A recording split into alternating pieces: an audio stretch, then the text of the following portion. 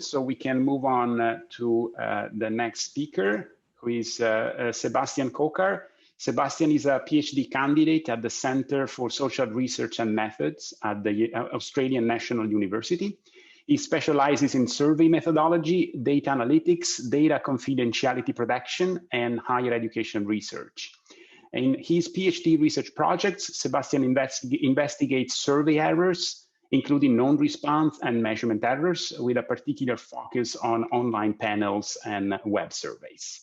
And Sebastian will talk about why do people participate in probability-based online panel surveys, which I believe is a question that many of us would like to have an answer to. Can you see my screen? And yes, yes, you are all set. Yeah, thank you. So in this presentation, I will talk about social psychological aspects of online panel participation. More specifically, I will try to answer the next question: why do people participate in probability-based online panel surveys? This is the last paper of my PhD thesis on survey errors in online panels, and the only predominantly qualitative study.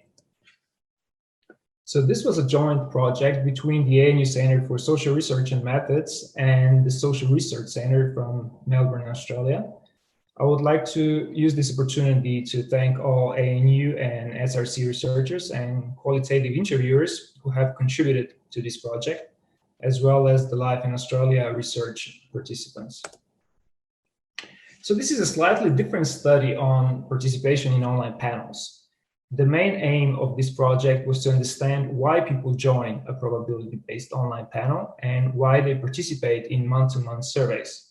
Most research in this space has been on response and non-response in cross-sectional surveys, including web surveys, but not in panel surveys.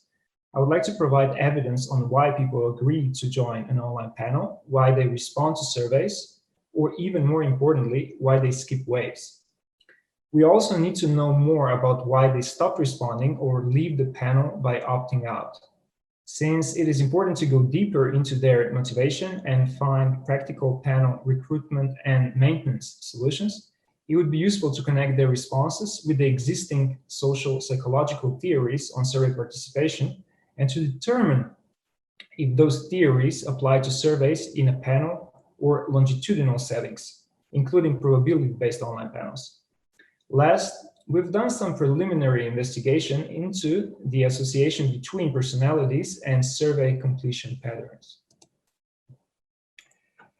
The data used in this study were collected from panelists of Life in Australia, a mixed mode panel currently the size of about 4,000 active panelists. It was established in 2016 and replenished in 2018 and expanded in 2019.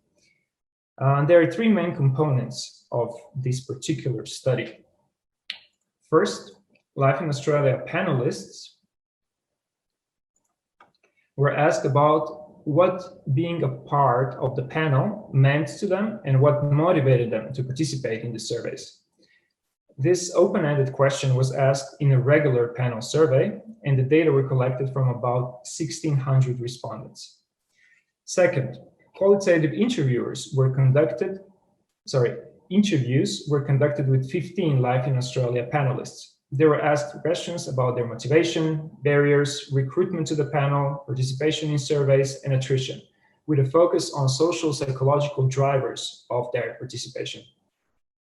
Third, the same 15 respondents were asked to participate in personality assessment, and for that reason, an online DISC test was programmed. Since I wanted to study different respondent profiles in the second and third component of this study, we divided the Life in Australia sample into 3 distinctive groups and recruited and collected qualitative data from 4 to 6 respondents in each group. Frequent respondents were those participating in every single survey which they had been invited to. The second group were so-called stopped responding panelists, and those who had not responded in the last 4 consecutive waves were recruited. Non-respondent group included both fast volunteer treaters, so those who opted out quickly after recruitment in 2019, and also those who had been recruited and profiled but never participated after in a month-to-month survey. I have to note that while the recruitment of frequent respondents was easy and the recruitment of stopped responding panelists was manageable, it was very challenging to recruit non-respondents to this predominantly qualitative study. And now the results. I will start with the results of the analysis of answers to an open-ended question on panelists' motivation to participate in probability-based panel surveys. As you can see from this word cloud, the most common words in their answers were like, think, opinion, Australia, feel, questions, surveys, issues, opportunity, and so on. But single word frequencies don't reveal much. That's why I have had a closer look at the verbatim responses, including the most common words. It seems like the Life in Australia panelists are motivated the most by the opportunity to voice their opinions, to express their feelings, to contribute. They believe that their opinions matter, and they appreciate how surveys encourage them to think about different relevant topics. The evidence from qualitative interviewing data was fairly consistent with the evidence from survey data, but we could also identify a number of barriers and reasons for non-response and attrition. In the recruitment phase, a legitimate data collector seemed to be one of the most important survey attributes to recruit panelists, and most of them wouldn't participate in commercial or market research. Also, not many joined to earn money or to donate to charities. While we interviewed only those who had joined the panel, they mentioned a couple of potential barriers: not knowing where the data is going and how it is used, and how it was not clear that Life in Australia was an ongoing survey. Not having enough information about the panel seems to be the main reason for attrition. Overall, most participants didn't remember how they had been recruited. In terms of the motivation factors for survey completion, they seem to be fairly similar to the ones in the recruitment stage, but there were additional barriers. We noticed something that probably could not be observed in a quantitative study. While all stopped responding and most never responding panelists listed various reasons why they stopped responding and opted out, such as being busy, length of survey, surveys on politics, and indifference to particular questions, they had something in common: a major life change, such as having children, going through a divorce, moving in with a new partner, or moving house, or even moving state. In terms of monetary rewards, not many mentioned incentives as a motivation factor themselves, until they were prompted, especially not the frequent respondents group. A couple of participants didn't even use the coupons they were awarded and would be happy to participate without receiving them. There seemed to be a gap between how important incentives are for their participation and how important they believe incentives are for other people as a measure to increase participation or decrease attrition. The literature on survey participation lists different social psychological theories explaining survey response and non-response, such as social exchange theory, self-perception theory, cognitive dissonance theory, and leverage salience theory. I was lucky to be able to dig a little deeper with qualitative data, and I had an easier job connecting panelists' answers to the relevant theories. The evidence suggests that there are several theories that could explain panel participation behavior of each panelist, which some of them more prevalent than the others. This seems to be consistent with the theory on survey participation in cross-sectional studies.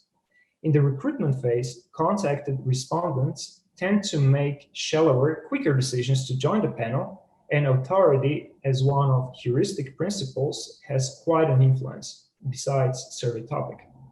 Also, it seems like the majority of panelists see survey participation as social exchange. So they invest their time, but they get to voice their opinions and contribute to discussions. And last, DISC personality assessment results. Why did I use and choose DISC test? It is one of the most popular personality tests, but not as popular as Big 5 personality traits, for example. On the other hand, DISC is often used in business organizations and is said to predict behavior better than most other personality tests. I used this opportunity to investigate the usability of this test on a smaller sample first. DISC stands for dominance, influence, steadiness, and compliance as personality traits. you can see these personality profiles by panel groups. A total of 14 panelists participated. Although this was clearly a very small sample for quantitative research, I found some interesting differences between the studied groups. Non-respondents, on average, scored much lower on dominance and higher on steadiness. Interestingly, dominance is associated with enjoying challenges and steadiness with getting restless and bored when involved in routine and repetitive activities. Hence, this might be an interesting space for future research.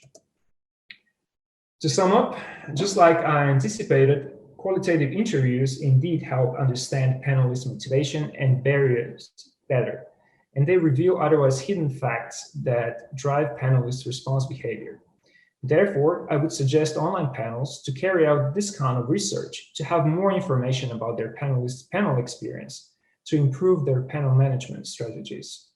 Also, I was a little surprised to find out how little value monetary incentives had as extrinsic motivation in comparison to giving respondents a voice to express opinions as intrinsic motivation.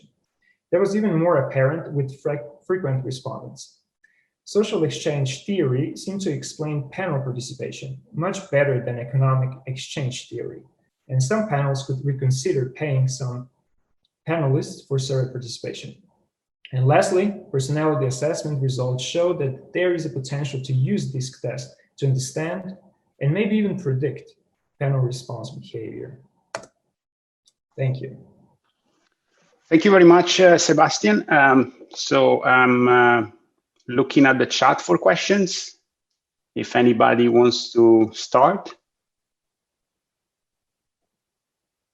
Okay, while we wait, I do have a couple of questions, Sebastian. So the first one, and it's great that you are exactly on the slide I had in mind. I'm surprised to see here that among the barriers for survey completion, there is surveys on politics.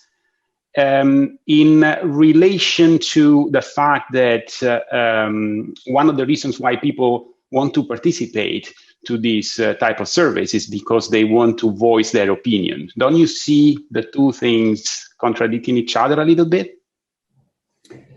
Yeah, that's right. That's right. I was also a little bit surprised about that fact. And there are simply some respondents who would like to express other opinions relevant for policy development, but not politics. Who you would vote for example. That's the example that they gave, right? So that's the difference. Policy development, government surveys, or on the other hand, polls that are clearly funded by political parties. That was not the case, but that's what they believed in. I understand. Okay, that makes sense. One question, how did you administer the DISC assessment? So it was an online survey in Qualtrics, 28 questions. I see.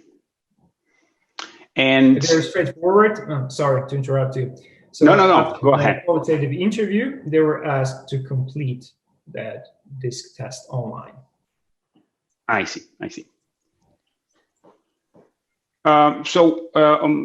Here is another question. How much do you think that people give answers such as, I want to voice my opinion because they think this is an acceptable answer, versus how much do you think it really represents an underlying trait? This is an interesting question. Never really thought about it. Honestly, I really believe that they want to share opinions, right? There is probably some bias. Those who want to share opinions join the panel. Those who don't want to share their opinions don't join the panel. And there might have been an additional representation bias because we only interviewed 15 of them, right? And there might be some fundamental differences in why they joined the panel, why they agreed to participate in the qualitative study, and so on. It's a very good question. Man. Yeah, I agree. Any other questions? Yeah, I have a question. Sure. Precisely on that slide, you said that recruitment and survey completion, and you see motivation, there's incentives, right? In both recruitment and survey completion.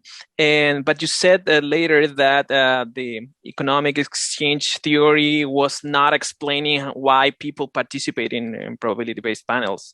So is there a contradiction there?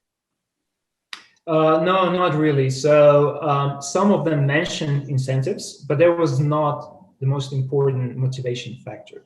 That's why I listed incentives as the last motivation factor. And except for one or maybe two respondents, nobody really talked about incentives themselves. But when they were prompted, because there were like a number of questions about incentives to dig a little bit deeper, when they were prompted, they said, oh, yeah, it's good that we receive a coupon and then we save some money when we shop in the supermarket. Thanks for your reply and very interesting work. Thank you. Okay, I think we have time for one more question maybe. Otherwise, we move on to the next session, to the next speaker, sorry. Yes, I think we are all done. Thank you, Sebastian.